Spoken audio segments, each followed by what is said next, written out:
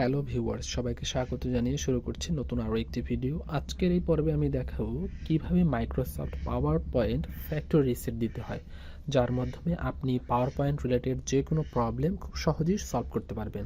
এখানে আমি দুটি মেথড নিয়ে আলোচনা করব। প্রথম মেথডটি হচ্ছে ফাইল ট্যাবে ক্লিক করুন, তারপরে অপশন সিলেক্ট করুন,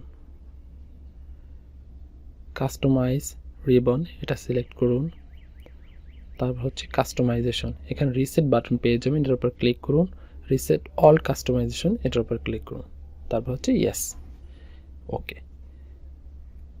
এরপর সিম্পলি এটা কেটে দিবেন।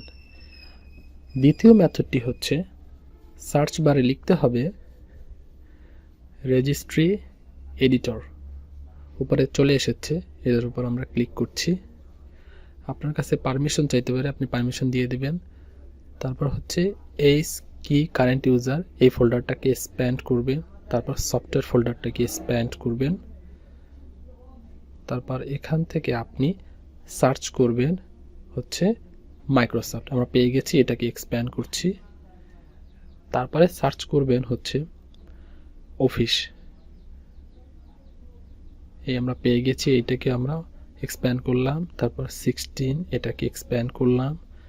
তারপর হচ্ছে পাওয়ার পয়েন্ট, এটাকে সিলেক্ট করতে হবে, সিলেক্ট করে মাউসের রাইট বাটন ক্লিক করে ডিলেটে ক্লিক করতে হবে।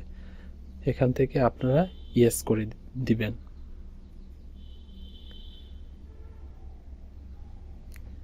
এখান থেকে ইয়েস বাটনে ক্লিক করছি।